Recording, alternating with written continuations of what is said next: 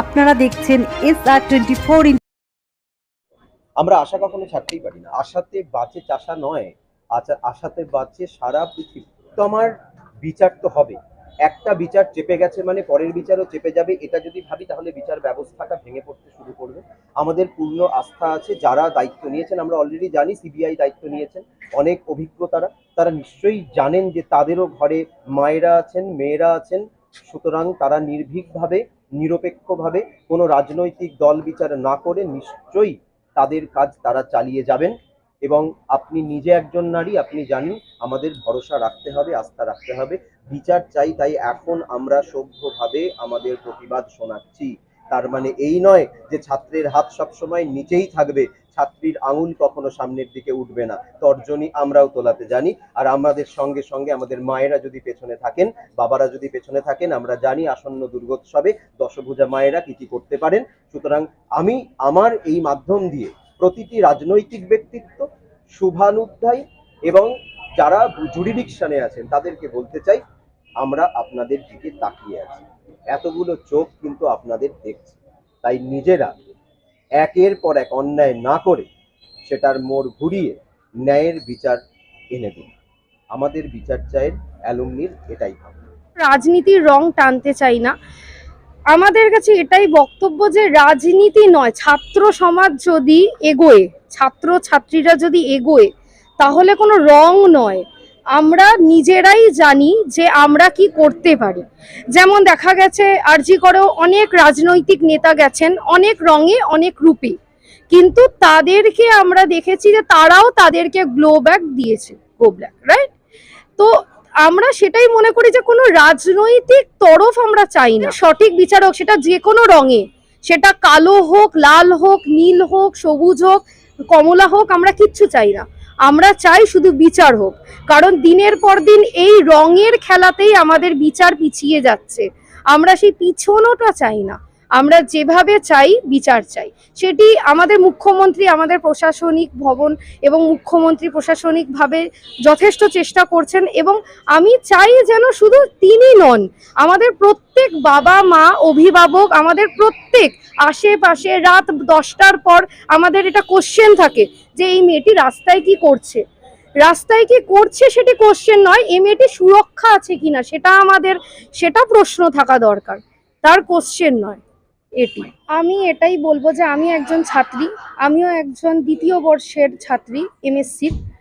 তো আমার বক্তব্য এটাই যে একজন তিলোত্তমা, এরকম আমার মতনই একজন ছাত্রী, সে যদি এরকম একটি মানে ডিউটি থাকাকালীন বা অন ডিউটি থাকাকালীন একজন ডাক্তার যে প্রত্যেকটা মানুষের প্রাণ বাঁচায়, বা যিনি প্রত্যেকটা মানুষের প্রাণ বাঁচান, তো তার যদি এরকম বা তার দিকে আমরা এটা ভাবতেই পারি না, কারণ যিনি প্রত্যেকের প্রাণ বাঁচান তিনি, তারই প্রাণ আমরা হরণ করছি, প্রতিনিয়ত হরণ করছি।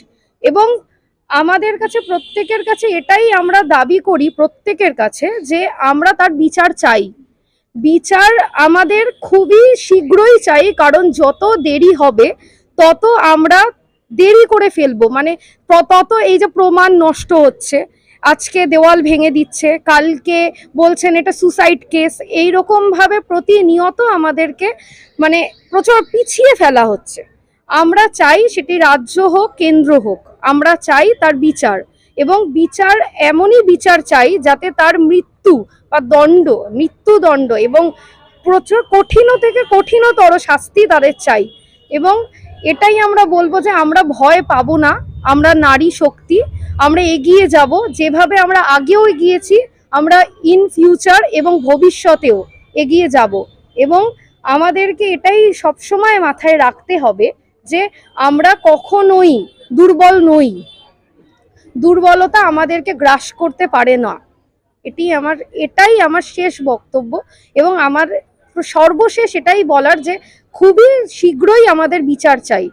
কোনো রকম কোনো ডিলেমি আমরা চাই না, কারণ যত ডিলেমি তত দিনের পর দিন দেখে এসছি 12 বছর 14 বছর দিনে দিনে ধামাচাপা পড়ে যায়।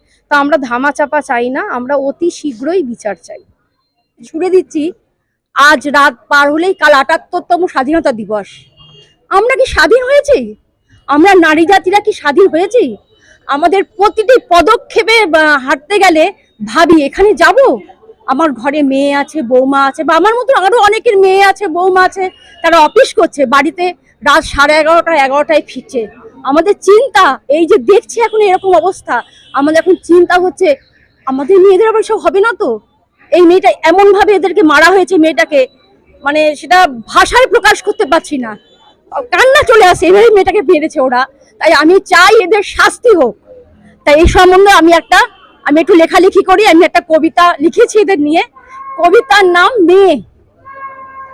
মেয়ে নামের অর্থ কি সবাই যদি জানতো তবে কি থাকতো দেশে ভ্রূণ হত্যা কিংবা ধর্ষণ নামক ষড়যন্ত্র? মূর্খ আমরা, বুঝবো কবে মেয়ে পৃথিবীর সৃষ্টি, তাকেই আমরা ধ্বংস করি। একই হোনা সৃষ্টি।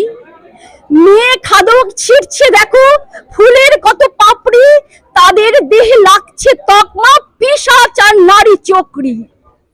জলের দরে বিকোচ্ছে কত নারীর সম্মান, উচ্চ পদে থাকতে হলে করতে হবে দেহদান। নারীবাদী সভা আরো কত কিছু করছি, তবু কি সমাজে আমরা সঠিক সম্মান পাচ্ছি? এই তো সেদিন দেখলো ভারত অভয়ারী কাণ্ড, ছিল ওরা জন্মস্থান তাজা হৃৎপিণ্ড। তবু কি আমরা কোন শিক্ষা নিচ্ছি?